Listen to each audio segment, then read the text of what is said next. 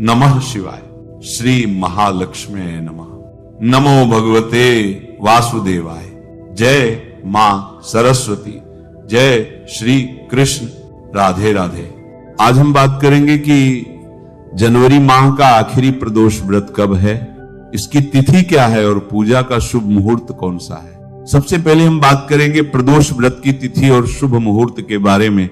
वैदिक पंचांग के अनुसार माघ माह के शुक्ल पक्ष की त्रयोदशी तिथि 30 जनवरी को सुबह 11:09 से शुरू होगी और इसका समापन 31 जनवरी को सुबह 8:25 पर होगा।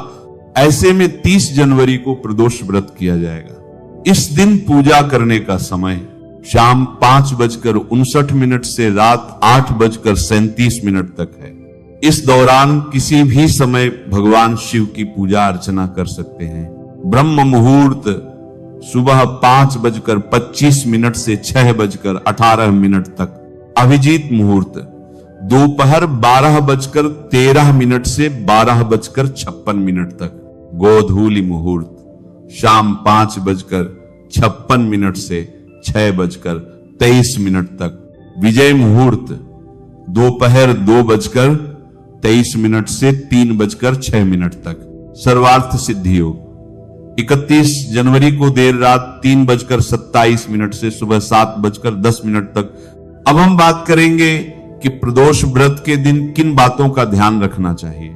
प्रदोष व्रत के दिन प्याज, लहसुन, मांस और मदिरा का सेवन नहीं करना चाहिए। साथ ही नशीले पदार्थों के सेवन से दूर रहें।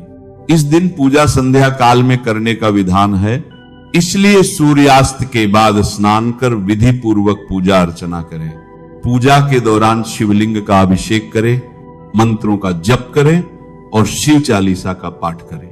व्रत के दौरान किसी की निंदा न करें, झूठ न बोलें, किसी से वाद विवाद न करें और घर में शांति का वातावरण बनाए रखें। साथ ही घर और मंदिर की सफाई का विशेष ध्यान रखें। अब हम बात करेंगे कि इस दिन किन चीजों का दान करना चाहिए। मानसिक शांति के लिए प्रदोष व्रत के दिन दूध, दही और चावल का दान करना चाहिए, क्योंकि महादेव को सफेद रंग प्रिय है।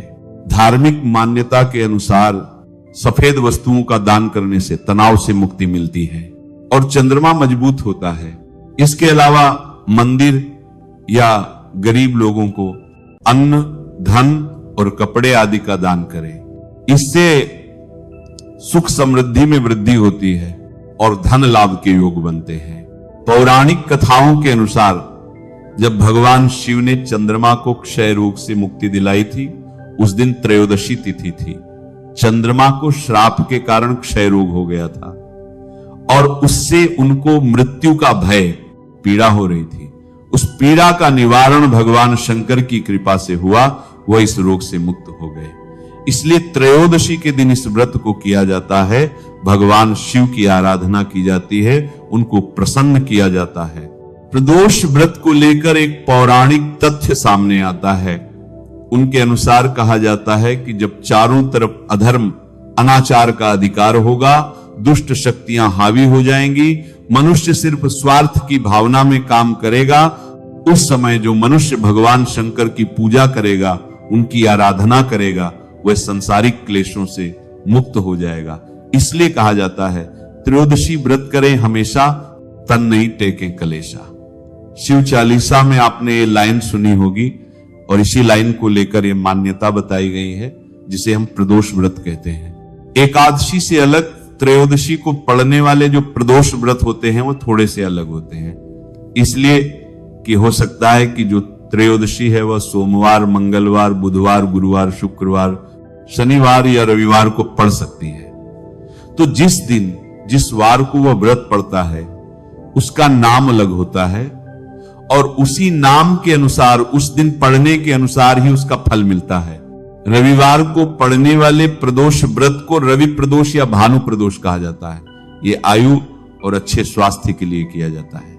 सोमवार को पढ़ने वाले प्रदोष व्रत को सोम प्रदोष कहा जाता है। ये अच्छे स्वास्थ्य के साथ साथ इच्छाओं की पूर्ति के लिए किया जाता है। मंगलवार को पढ़ने वाले प्रदोष व्रत को भौम प्रदोष कहा जाता है। ये अच्छे स्वास्थ्य और असाध्य रोगों से मुक्ति के लिए किया जाता है। बुधवार को पड़ने वाले प्रदोष व्रत को सौम्य प्रदोष कहा जाता है। ये कामनाओं की पूर्ति के लिए किया जाता है। और गुरुवार बृहस्पतिवार को पड़ने वाले प्रदोष व्रत को गुरु प्रदोष व्रत कहा जाता है। इसको करने से शत्रु का नाश होता है। शुक्रवार को पड़ने वाले प्रदोष व्रत को भृगु प्रदोष व्रत कहा जाता है। इसको करने से सौभाग्य की प्राप्ति होती है और दाम्पत्य जीवन सुख शांति से बीतता है। आज शनिवार को पड़ने वाले प्रदोष व्रत को शनि प्रदोष व्रत कहा जाता है। यह पुत्र प्राप्ति और स्थिर नौकरी आदि की प्राप्ति के लिए किया जाता है। कहा जाता है कि अगर कोई व्यक्ति 11 या 26 प्रदोष व्रत कर लेता है तो उसको रोगों से मुक्ति मिलती है। 2 से 20 परिपूर्ण उसकी मनोकामनाएं पूर्ण हो जाती हैं। अगर आप ये व्रत करना चाहें तो आप 11 या 26 की संख्या में व्रत करें और इसका सारा विधान अच्छी तरह से करें, क्योंकि यह एक संवेदनशील और फलदायी व्रत माना जाता है। इस व्रत को करने के यानी कि प्रदोष व्रत को करने के 2 तरीके हैं। दोस्तों, पहला तरीका यह है कि आप सूर्योदय से लेकर सूर्यास्त तक व्रत उपवास करें, भगवान शिव की पूजा करें और उसके बाद पूजा के बाद खाना खा सकते हैं। दूसरा तरीका यह है कि आप सूर्योदय से लेकर पूरे दिन और पूरी रात व्रत करें और अगले दिन नहा धोकर अच्छी तरह से भगवान की पूजा करने के बाद व्रत को खोलें। इस तरह से आप उपवास कर सकते हैं। आप दोनों में से कोई भी तरीका अपना सकते हैं। अब बात करते हैं कि इस व्रत को कैसे किया जाता है। मित्रों, सब जानते हैं कि भगवान शिव को प्रसन्न करना, उनकी पूजा करना सबसे ज्यादा आसान और सरल है, क्योंकि वो थोड़ी सी पूजा से ही प्रसन्न हो जाते हैं, इसलिए उनको भोलेनाथ कहा जाता है। तो जब आप ये प्रदोष व्रत की पूजा करें तो आप अपने सामर्थ्य के अनुसार ही पूजा करें। सुबह उठकर ब्रह्म मुहूर्त में भगवान का ध्यान करें, स्नान करें। स्नान करने के बाद पूजा की सारी तैयारी करें। आप बेलपत्र, गंध, अक्षत, चावल, फल, फूल, धूप, लौंग, इलायची और जो भी आप भगवान को अर्पित करना चाहते हैं वह प्रयोग कर सकते हैं। या फिर आप षोडशोपचार 16 प्रकार के उपचार से भगवान का पूजन कर सकते हैं। नमः शिवाय का जाप कर सकते हैं। अगर आपको शिव चालीसा आती है, शिव स्तोत्र आता है, तो आप उसका पाठ कर सकते हैं और भगवान शिव की पूजा कर सकते हैं। कहा जाता है कि प्रदोष व्रत वाले दिन आप किसी को शिव जी की प्रतिमा भेंट कर सकते हैं या फिर स्वयं शिव जी को ही आप कोई वस्तु दान कर सकते हैं, उपहार में दे सकते हैं। इससे आपके व्रत का फल कई गुना बढ़ जाता है। प्रदोष व्रत में आपको आगे क्या करना है? सूर्यास्त से पहले आपको एक बार फिर से स्नान करना है और प्रदोष काल के शुरू होने से पहले, यानी कि भगवान शिव की पूजा जो आप शाम को करने वाले हैं, उसको करने से पहले आपको सारी तैयारियां कर देनी है। ये प्रदोष काल कैसे पता लगेगा? इसके लिए आप किसी भी हिंदू कैलेंडर को देख सकते हैं। अगर नहीं देख पा रहे हैं तो पास के किसी मंदिर में जाकर प्रदोष काल की जानकारी ले सकते हैं।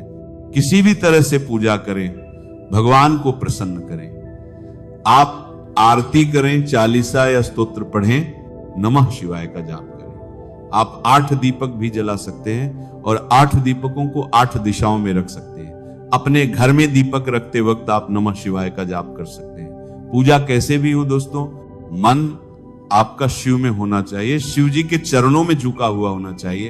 ये बहुत ज्यादा जरूरी है। अब बताता हूं कि व्रत किस लिए करना चाहिए और क्यों करना चाहिए, कौन व्यक्ति ये व्रत कर सकता है।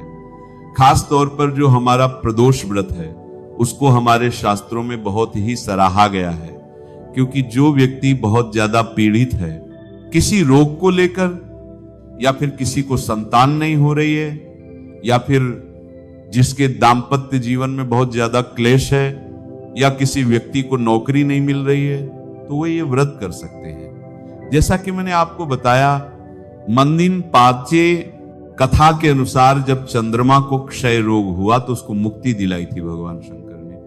तो किसी भी असाध्य रोग से मुक्ति के लिए आप ये व्रत कर सकते हैं, किसी के लिए व्रत कर सकते हैं, और इस व्रत को करने से आपको जरूर ही फायदा मिलेगा। इस व्रत को करने से एकाग्रता बढ़ती है और आपकी संपन्नता बढ़ती है। भगवान शिव की कृपा आप पर बनी रहती है। नमः शिवाय। श्री महालक्ष्मी नमः। नमो भगवते वासुदेवाय। जय मां सरस्वती। जय श्री कृष्ण। राधे राधे।